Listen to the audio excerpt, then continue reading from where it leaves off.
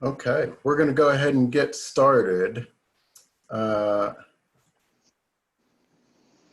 just one moment. Here we go.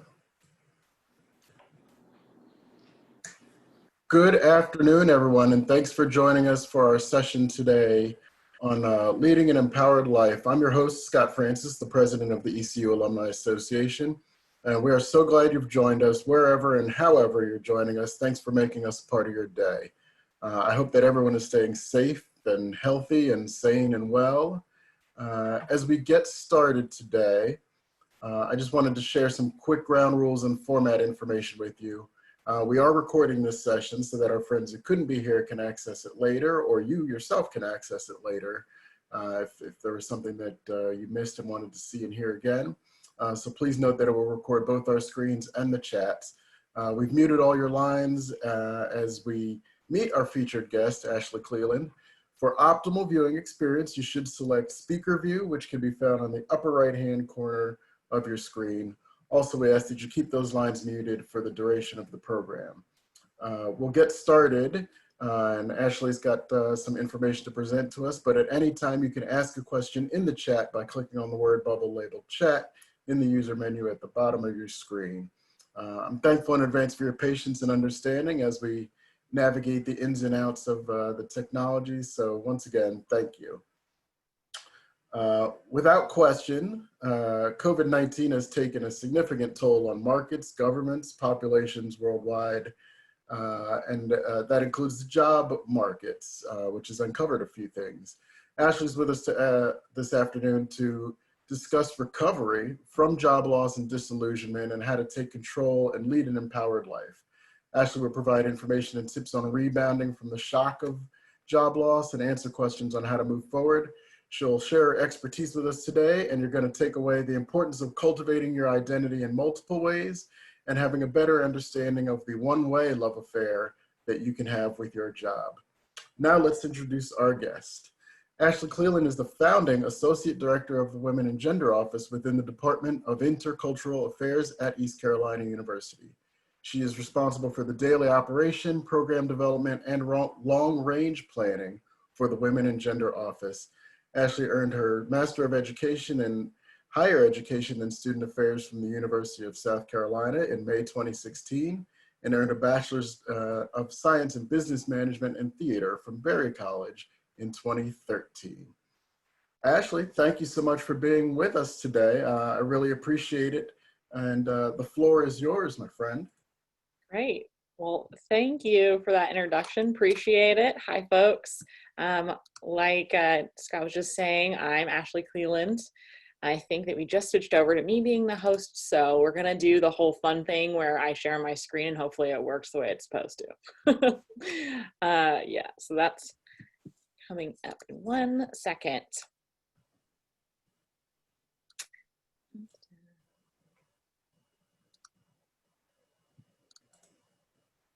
Alrighty, can everyone see the screen? Yes, great, awesome. So, hi folks, welcome. We're going to talk about an empowered life. And as someone who runs the Women and Gender Office, there's certainly some like intersections along gender lines and how folks feel empowered or disempowered in their lives, but this applies to everyone. Also, a note on the Women and Gender Office, we serve folks of all identities. So if you're a man, a woman, a non-binary person, all welcome in our space. We have folks for a variety of walks of life for that. Outside of my role and as an Associate Director of Intercultural Affairs, specifically overseeing the Women and Gender Office, I also do some empowered career coaching on the side. So we're gonna and what that is I help people detangle their identity from their work, assessing their values, and thinking critically about who they are from a trauma-informed lens. So Scott sort of alluded to this with job loss, that job loss and disillusionment are, they're traumatic. Like they are traumatic experiences. And so taking a trauma-informed approach, which is something I use as someone who also works a lot with survivors of sexual violence, survivors of intimate partner violence, I was seeing some parallels between those people I was surveying in that way, and folks that in my life that were struggling with job loss, especially as a result of COVID. Since I started doing this little side hustle, I've coached people from 12 states and 4 countries on building an empowered career where they can love their lives and their careers in that order. So we got the lives thing first. So how this all started is actually some background on me. I, in addition to what I do in the Women and Gender office, and then some of this empowered career coaching stuff before that, I was, and still am, I'm a freelance writer. I wrote a piece, and normally my pieces will get like, maybe like 1,000 views. Like they're not like crazy, but I wrote a piece that went viral, and it was entitled, "Your Job Will Never Love You Back." And it clearly resonated with people from all over the world. I heard from people from all over the world. It got 35,000 views within the span of a few days and is still climbing. And so it hit a nerve for people because of the sound happening. Sorry, my screen is not letting me. There we go.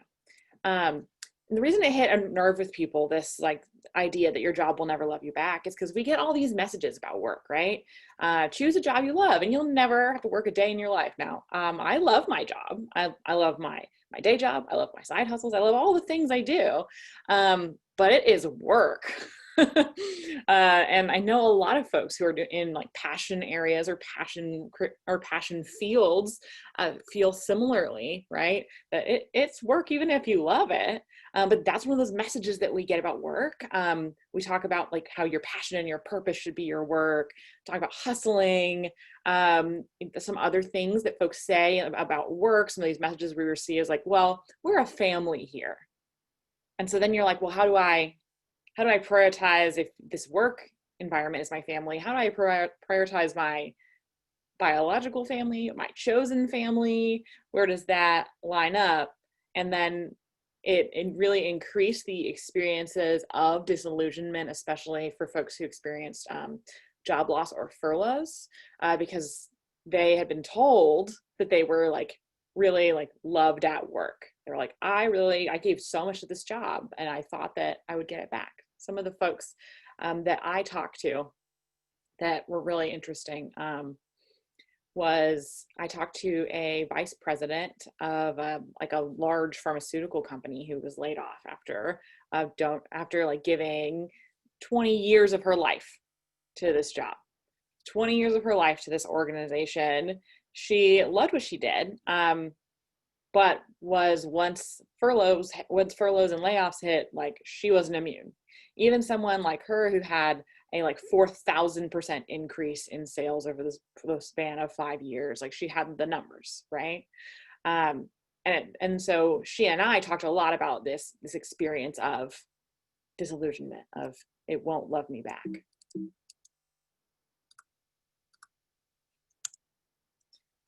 And something that I share with a lot of my clients that's important is that you can be valued by your job, but you can never be loved by your job. When people are seeking love in their job environment, we all know people who like live to work, right? When you're seeking love in that job environment, you can't get it back, and then people find themselves increasingly resentful. They're like, well, I give so much time to this, or like I care so much about this, like when am I going to get this back from my employer? And the truth is, it's hard for unconditional love, the way that we conceive of it, to exist in a power dynamic like employee-employer. We work for an employer, not with them. And that's been an important distinction with folks that are navigating some of that disillusionment.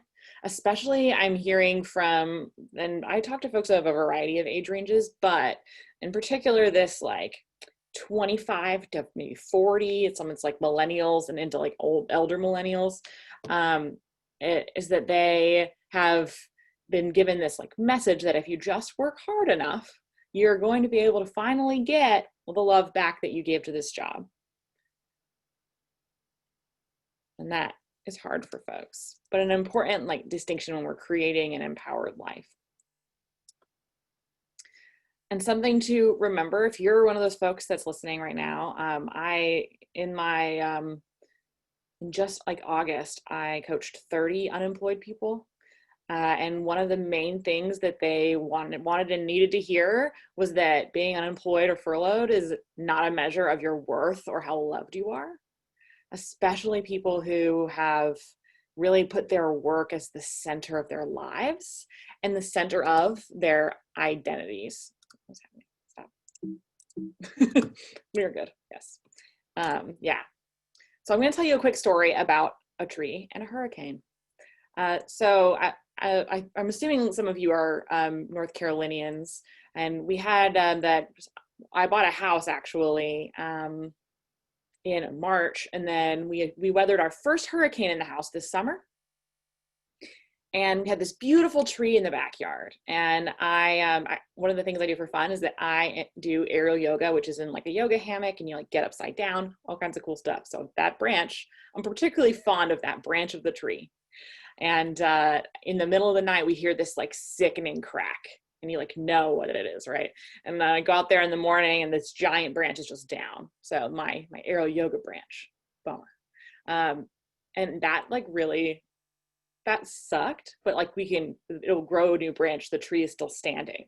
And where a lot of people get tripped up when I'm talking to folks about from a like trauma perspective, and then from an empowered life perspective, is that people who have rooted their identity in their jobs or something external that can be taken away from them struggle so much more than people who have labeled it more as like one of your branches, right? It's like you need a job to feed yourself. However, it's the identity matters. There's a theory of identity development, and one of the things that is really hard for people in identity development is called identity moratorium. And that is essentially when you have this crisis of what is my identity? Who am I without this? So this is often how I describe it to folks as they're cultivating their identity and thinking is what is your roots and what are your branches? So your roots should be a strong, growing central piece of you that a force on the surface can't take away. So something that an external thing can't take from you, because if an external thing can put you into identity moratorium, then that's not good as far as like resiliency and bouncing back from job loss or disillusionment. And then branches. Branches are the ways that you then like express your identity as you reach out, pun intended, into the world, right? So that a branch for you might be something like a job, or it could be, you're very fond of knitting. Like that's one of your branches. You like knit wonderful things in the world.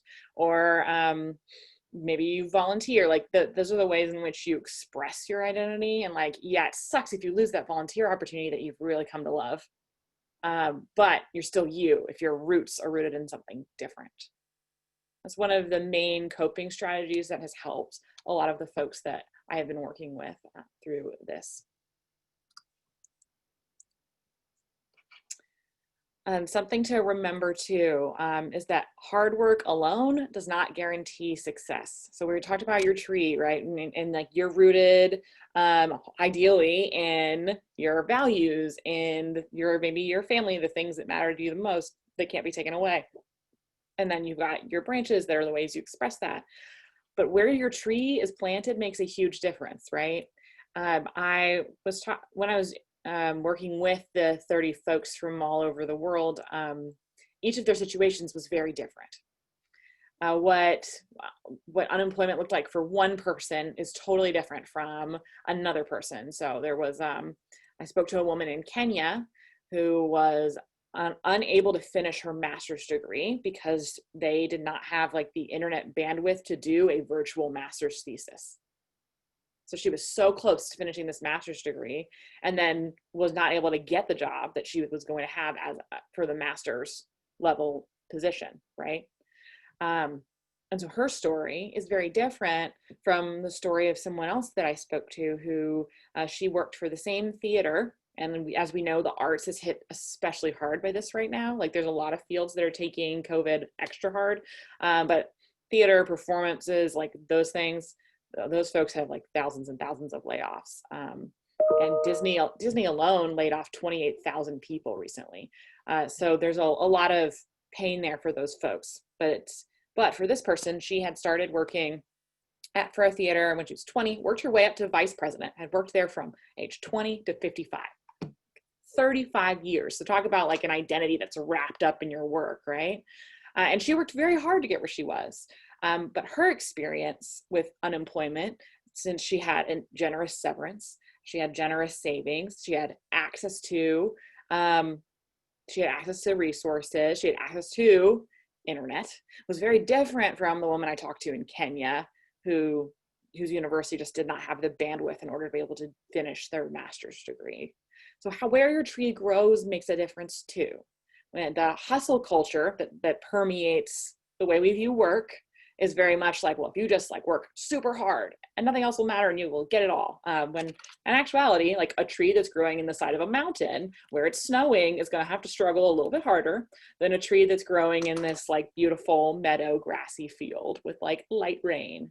Those trees have very different environments. And so I also caution you and hope that you'll reflect and think about what environment your tree is growing in when you're struggling with some of these things. Because that makes a difference. And I see you. So let's talk about what you can do moving forward. And this is not just for folks who have experienced job loss, but anyone, right? It's always a good time to take inventory of your values. I also am hearing from a lot of people right now that there's something about existential threat or an existential crisis that makes people really take inventory on their lives. Like, what do I want and not want? So taking inventory of your values, work values and life values should be the roots of who you are and what you do. I have two inventories. I have a life values inventory and a work values inventory that I'm happy to share with Scott if any of y'all want to take that. But those values should be the roots of who you are and what you do.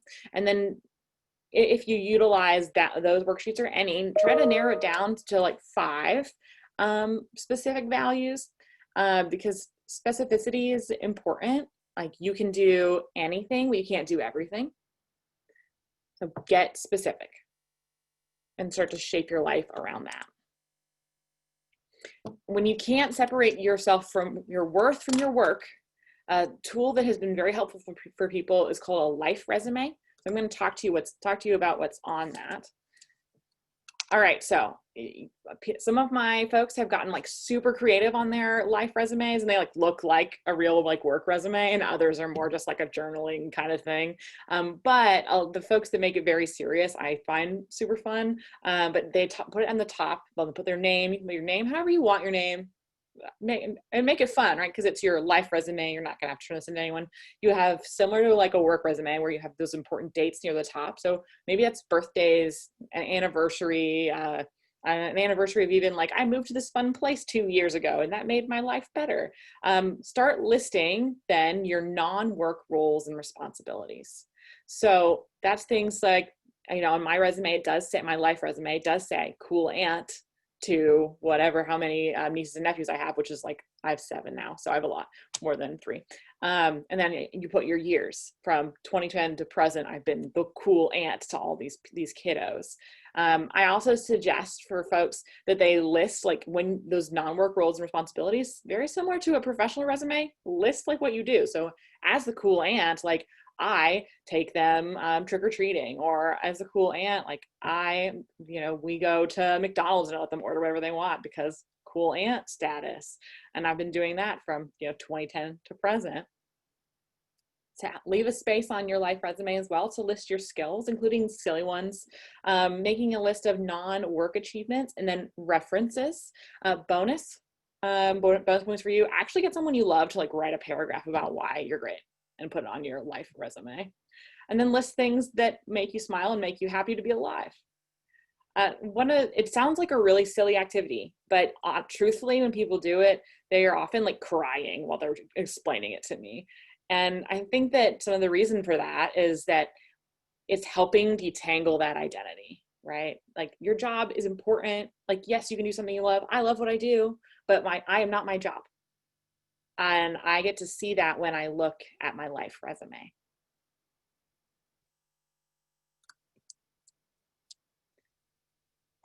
And finally, when you're really reflecting on your identity and who you are, focus on making a plan that reflects the life you want to live, not what others expect. So there's a great book that was written by a palliative care nurse. And so she is with people on like the end of their lives, right? And the top two regrets were not having the courage to live a life that was true to themselves. So she was interviewing dying people, right? And not having the courage to live a life true to themselves, or wishing they hadn't worked so hard. So it's interesting the messages that we receive about work and identity and who we're supposed to be at work. And then the messages that we're hearing from folks who are at the end of their lives and like what's important to them versus all of these messages before. So thinking about what are these key values you have, a values-driven life, thinking about what is your identity outside of work, and then creating a life that is the life you want to live and not what others have expected or created for you.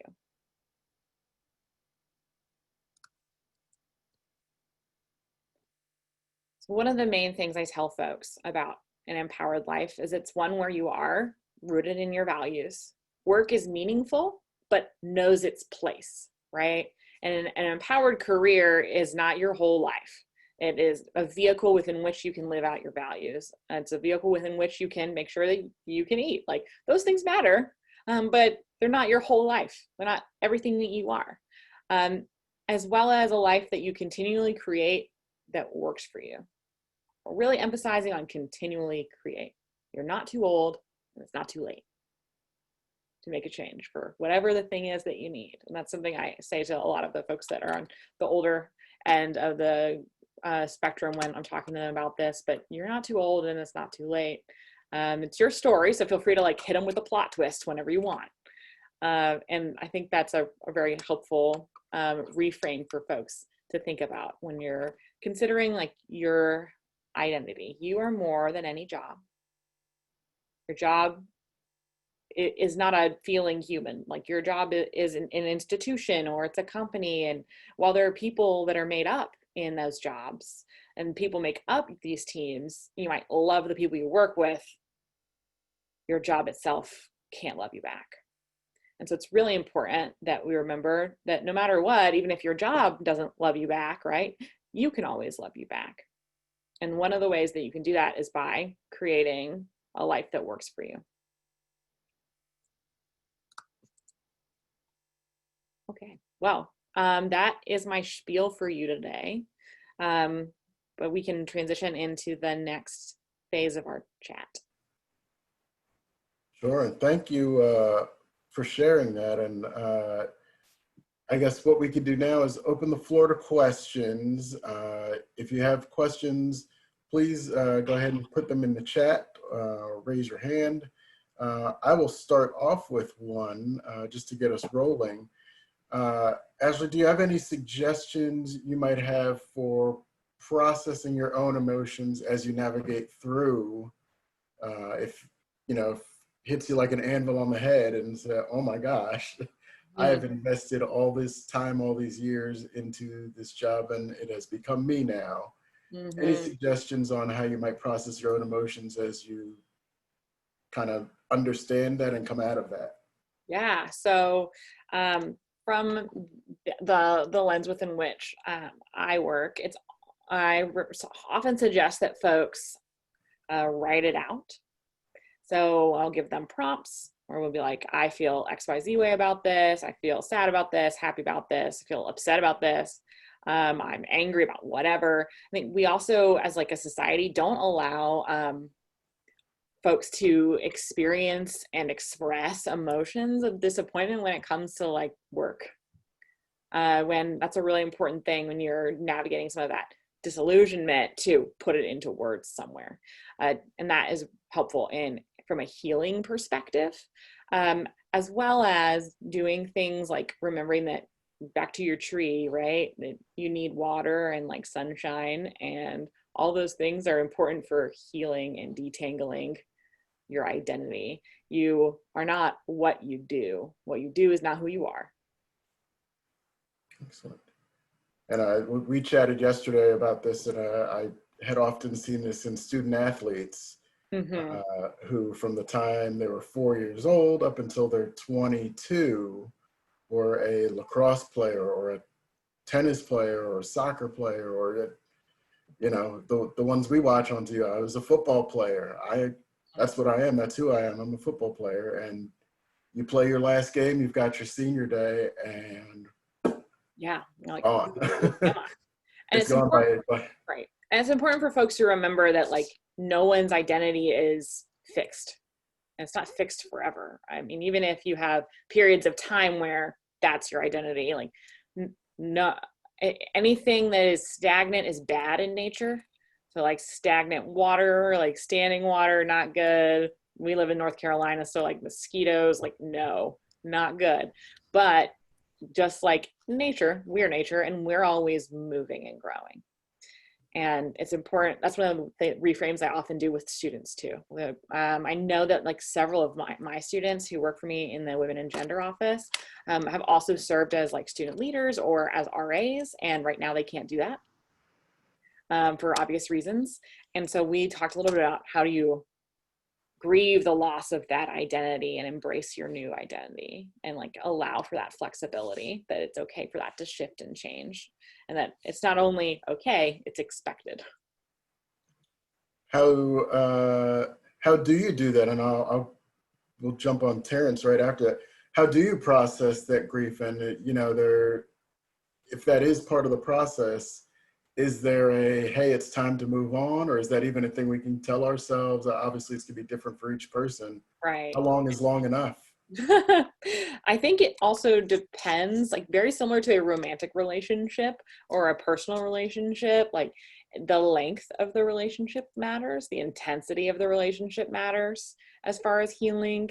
And that's something that's present in psychology. It's present in trauma-informed healing, that it takes a little bit of time. It takes more, and it's very unique to the specific relationship and like and all of that. So like for some of my students, maybe they've been RAs for a long time, or your student athletes that have been athletes for like their whole lives, and like, well, what do I do with myself now? That's going to take them longer than I had a short-lived thing. I often describe some of that grief that folks experience too, that it's not always because it was a great thing either. So it's okay if like they didn't like whatever they no longer have. You can also experience similar to what we see with divorces, that sometimes you'll experience grief over even a bad relationship, and it's more that you're grieving what it wasn't and what you wished it was. And so we see that with some folks who are laid off from jobs they didn't even like, because they're like, well, I didn't even like you guys and you freaking screwed me over.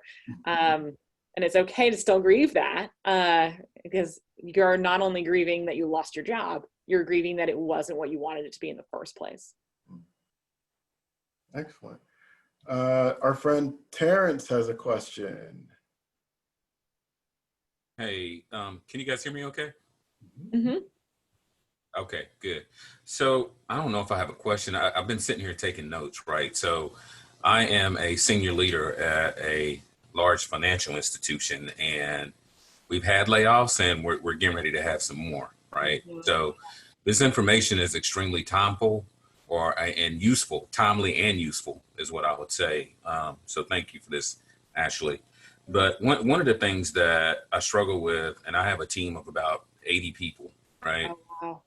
So it is letting them know, and I think you kind of spoke to this, is that, when they talk about how hard they work, and they talk about, and people get attached to that, right? And that does become part of their identity. And what I try to remind them of, when they say I work so hard and I'm a workaholic. And so one of the things that I try to make sure that they understand is that they have to be, when they say they're workaholic, I ask them, are you part of your work? Right? You should be part of your work. Meaning, growing your skills, investing in yourself. If you need to go get a master's, do that, whatever it is you need to do for yourself. And then also increasing and improving relationships, because that's ultimately going to help. So that, to me, those are some of the things that I hope that I'm telling them correctly. And as I'm listening to you, I think for me, you're affirming some of the feedback and information that I'm supplying to them. So it's really good to hear that. And then I guess my real question, that was just commentary, but it does sound like you're doing all the right things. What I would note from what I'm hearing from you is that sometimes, if you're saying like you've got some workaholics on your staff, sometimes people are really bad at boundaries when they don't have anything worth protecting outside of work. Yes. Oh, that's good. So think about like asking them those questions, or like, well, because that's what, a moat is. Or I like literary stuff, so I'm always making those, but that's like what a moat is around a castle. But like, if you got nothing in your castle, why are you going to protect it? Gotcha. So one question I do have, so you talked about where your tree is planted makes a difference, right? So I don't know if this is too personal, but where do you plant your tree? Yeah, me personally, where do I plant my tree? Yeah. So I think that the tree metaphor, as far as where it's planted, can have multiple meanings. I try to plant my tree in a place where I know that I have room to grow. But I don't necessarily look for like the best place in the world, because there's the reality of where things are. The tree is also sort of like where it's planted. It's also a bit of a metaphor for how different people's identities will change the way that they experience the world. So, as a woman in the world right now, right, there's plenty of things that have made my tree a little bit harder to grow sometimes, but I'm still growing. And so planting my tree in a place where I know that I've got room to grow is really important to me. But that's also one of my values, is personal growth, which is part of the reason I do what I do, is because I like to help people on their personal growth. Yeah. I didn't know if you were coming at that from a spiritual standpoint, or so like I think your circle of friends, or how you were approaching that. I think as far as like physical location, is a place where I know I've got some room to grow. My specific roots are in justice. So I'm obviously I work in the women and gender office. So think about like what I do for a living, right? But I think about that outside of that too. So like, how do I create a more just world? Maybe it's through, and I do some of that through writing. I do some of that through my work. I do some of that in my personal life through volunteering.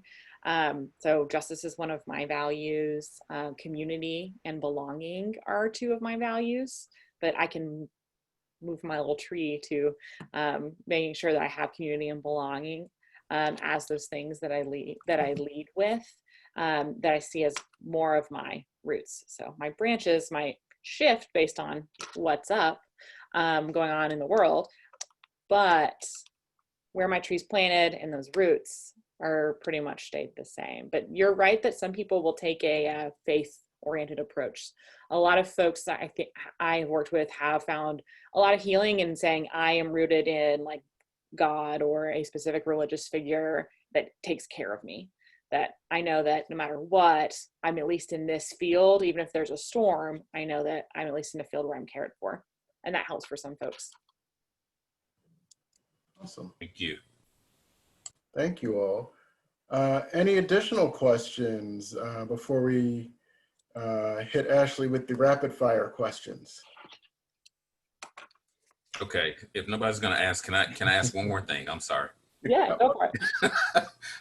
I don't want to hog the questions here, but so I heard you talk about the life resume, right? And I think that's really a neat concept, and I've never thought about that. I do help my team develop their work resumes, right? And very, very good at that. But the life resume, so just like I tell them when they're creating their work resume, not just to list activities and list what they do, but also try to get them to include on their work resumes what value did it add, right? What was the Mhm. result of the work that you did, and Yeah. how did that improve the people around you?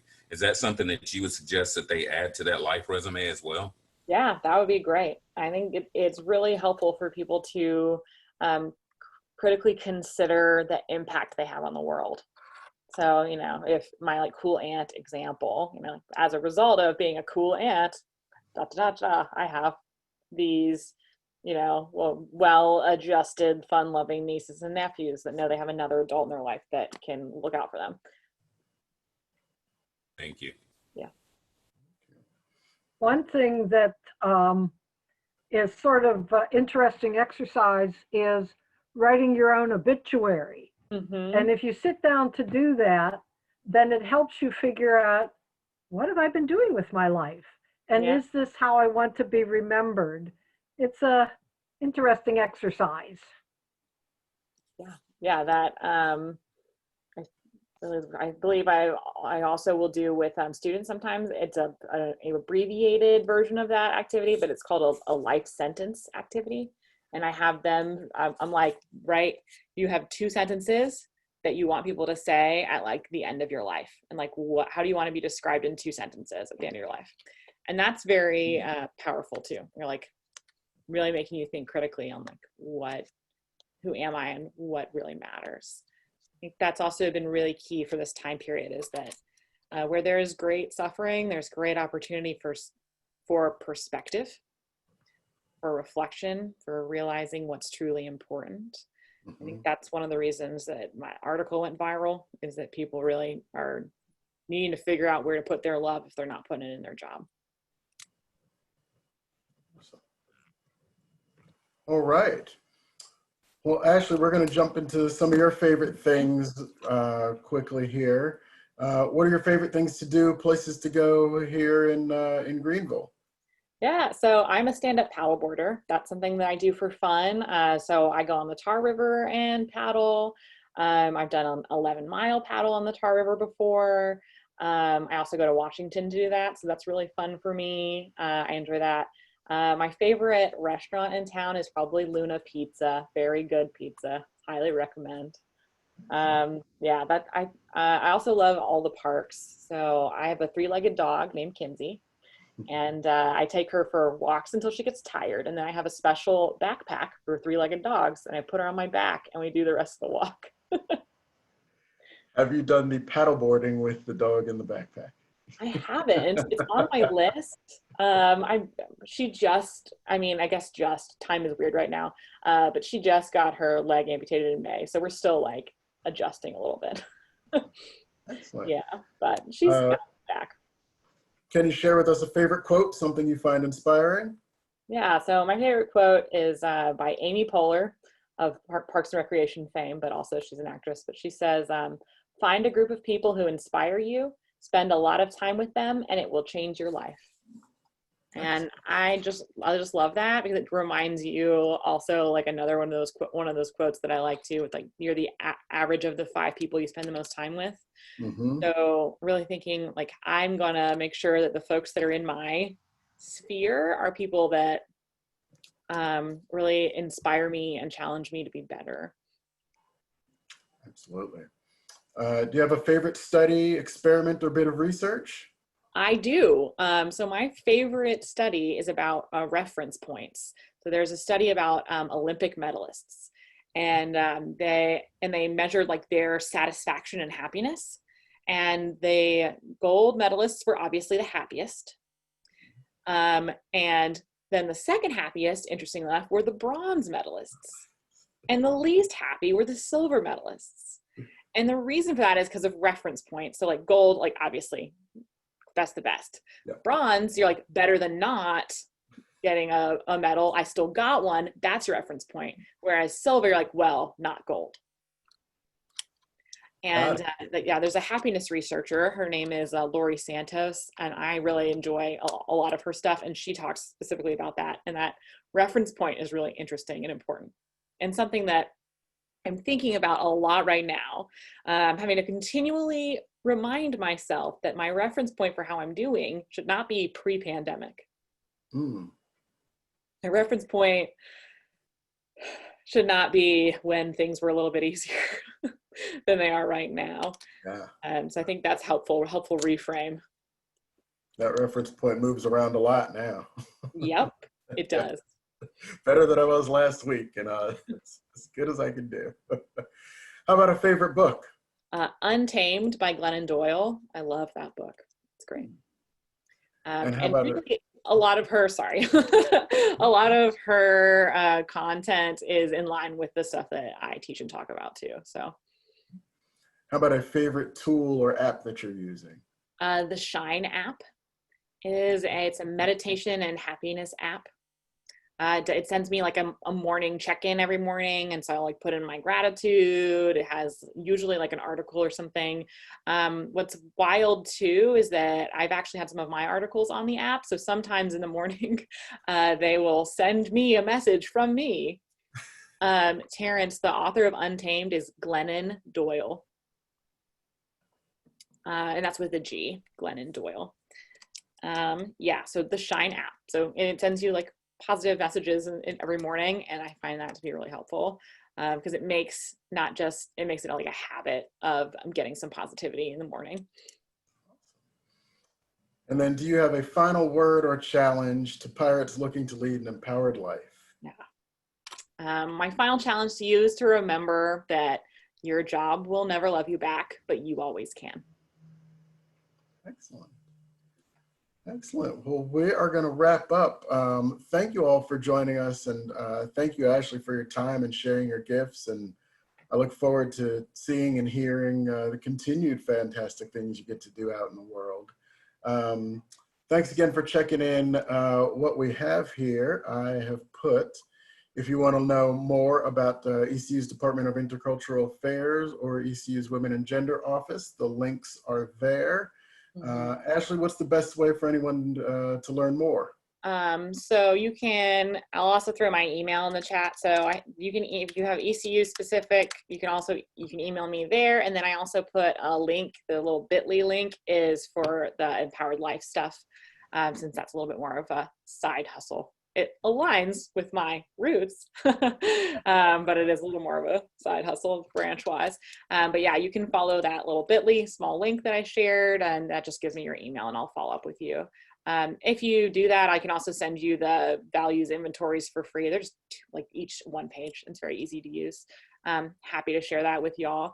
And then if you have questions about the Women and Gender Office, or if there's anything I can do for you, you can always just shoot me an email. That's the cleelanda18@ecu.edu.